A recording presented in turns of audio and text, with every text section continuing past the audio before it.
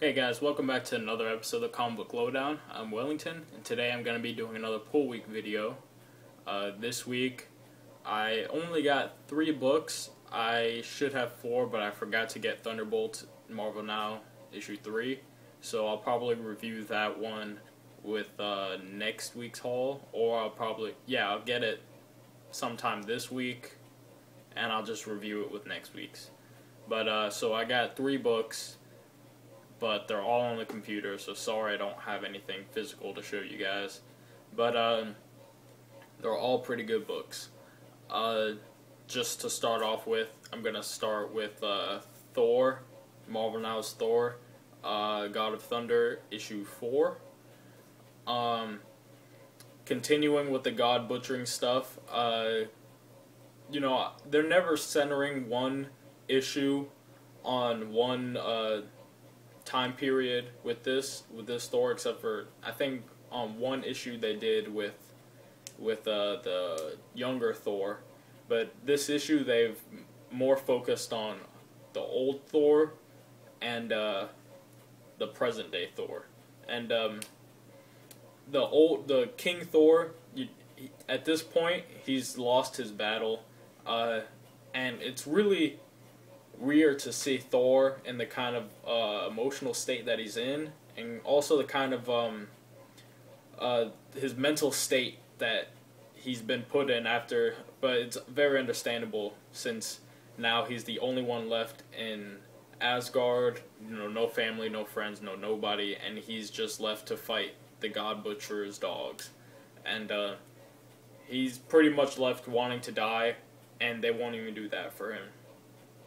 And the present day Thor, we're still at that cave. Don't really know the meaning of it yet.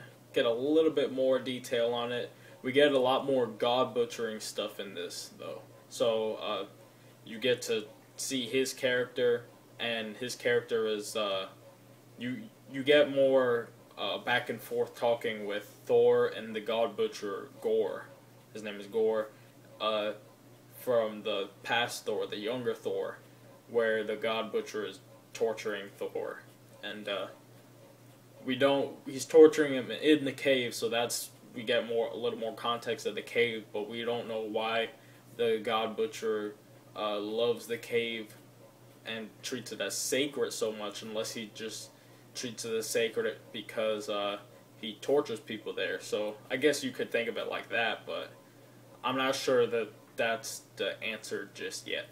The present day Thor is just looking for answers pretty much, and he's just fighting off the dogs still, and he's questioning, and he, just going around the universe pretty much.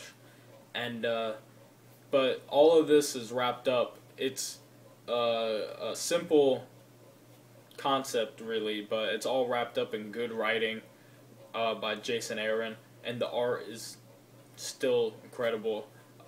Goes perfect with the story. And at the end of this, there is definitely a kick. Like, definitely something that I would not expect at all.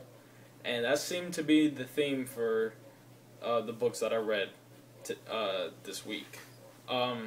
Next book, I'm going to be reviewing Detective Comics issue 16.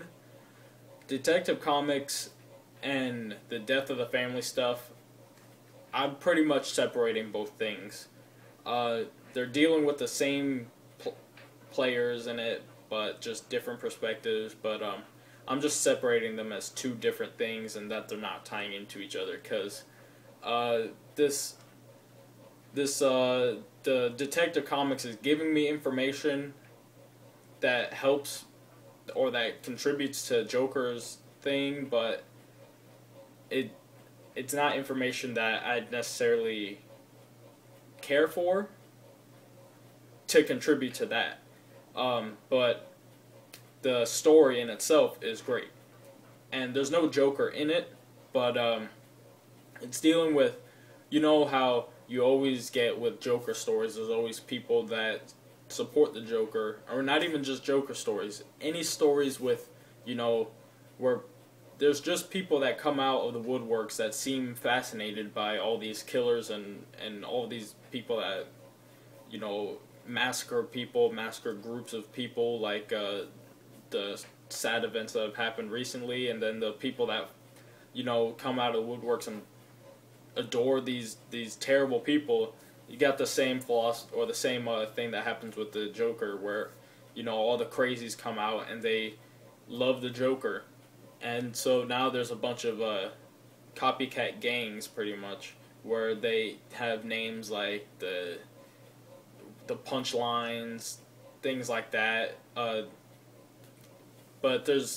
I can't even remember all the names that they said. I don't know why, but the one name that is focused on in that Batman really wants to get these guys, this gang, because he's going around just beating up all these random gangs that are doing small violence, or they could be doing more harm, but they're not the big gang that he's going after. And the big gang that he's going after is called the League of Smiles, so kind of corny, but they're definitely a serious gang, and they're very crazy as well. They're a bunch of jokers as well, except, you know, Joker is on a whole nother level of crazy murderers. But you get some crazy story points with those guys, and at the same time, Emperor Penguin, you know, Ignatius Ogilvy, who was Penguin's executive assistant, now telling everybody that he's the new Penguin, calling himself Emperor Penguin. His plan is to go out and kill all his enemies and make it look as if the Joker or the Joker copycat gangs are the ones doing those crimes, so he can get rid of all his enemies and not have anything traced back to him. So you see his plan unraveling a little bit. Not sure how it's going to fall out for this whole death of the family thing. Still a great book. Definitely recommend going out to read Detective Comics. I just don't see the contributing factors to the death of the family much. I think it's its own story, whereas what's happening in Batman is its own story. So, two different stories that are pretty much coming together. That's the way I see it, at least. And the last book that I have to review for you guys, again, sorry that there's no physical copies that I have, but it's Marvel Universe versus the Avengers, issue 4, and this is the last issue of the miniseries. And this whole miniseries, I've enjoyed it, but I've enjoyed it in a way where I'm like, okay, it's good, it's fun to read. I really like seeing things through Hawkeye's perspective, especially because he's one of the heroes that has no powers, and to see him and how he fights, and seeing how he is on top of the game, you know, he's less trusting of Doom, and his instincts are right, not trusting Doom, since his plan was to actually control everybody, because he realized that he can't cure everybody of this virus that's going around that's changing them, but he can control them, so he can have all these zombies pretty much at his feet. And Hawkeye, Black Widow, and the Punisher are pretty much the last ones left to fight off this madness. And Thor is already left. We saw in the last issue that Thor left back to Asgard because he was just done with the way that the Avengers were now, and how they're having to kill Avengers, and how he has to be under Doom's control and all that stuff. So Thor left. Black Widow gets killed by Spider-Man. She's eaten. We don't see that, but Spider-Man swoops her away. So now we're left with just Hawkeye and Punisher. And some of the best stuff all the way until the end that was going for this book was Deadpool. Deadpool is like a funnier version of Igor, or you know, Dr. Frankenstein's little assistant with the hunchback. I think that I forgot his name. I can't believe that either.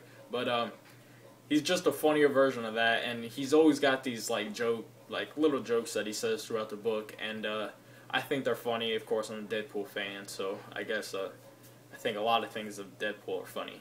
But that was my favorite parts of the issue, going until the end, where just Hawkeye's dialogue, or you know, his thoughts are just not his dialogue, but his thoughts.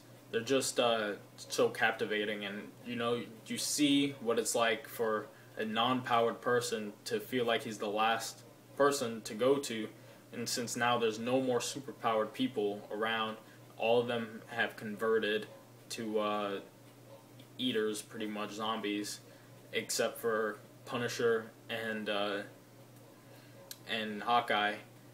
And there's some big things that happen between Hawkeye and Doom, and then there's something humongous that happens at the end of this all, and I'll actually, spoiler alert, because I need to get this out, spoiler alert, okay, gonna wait 5 seconds, again, spoiler alert.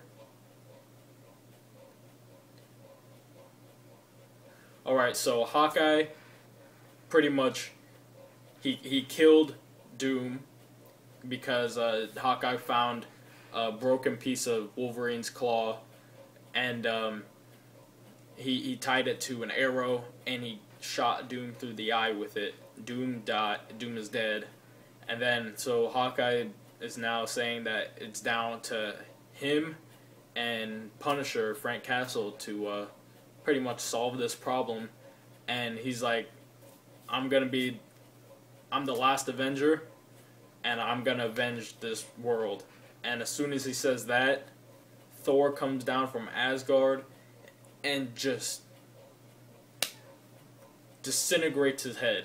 He hits him in the head with his hammer, and there's nothing left of his head. So Hawkeye dies, and then we lead into probably Marvel Universe versus the Punisher and that other miniseries by Jonathan Maberry, and it's just crazy. Just crazy book at the end. I love where it left off. It makes me want to read Marvel Universe versus Punisher, and also Marvel Universe versus Wolverine. I don't know the order really though. I think Punisher is the last one, and I think it goes Wolverine, Avengers, then Punisher, but I could be wrong. It might go Avengers, Punisher, Wolverine, but I'm not sure. So if anybody can tell me the order in the comments, I really appreciate that, because I'd like to read this whole story in order. You know, it's probably 12 issues, maybe. So I definitely want to read that and maybe do an entire review on that. But for right now, just please, if somebody can tell me the order of it, I really appreciate it. And on that note, there's my video for you guys. Again, I'm going to have Thunderbolts for next week, in my next week's pull week video. So if you're looking for that review, it's going to be next week's video. And I'm definitely going to have some physical copies of comics for that week. Sorry again about having everything on the computer, but that's just how the week turned out. But anyways, that's my video. I'm Wellington signing off with a comic book lowdown, and I'll see you guys next time.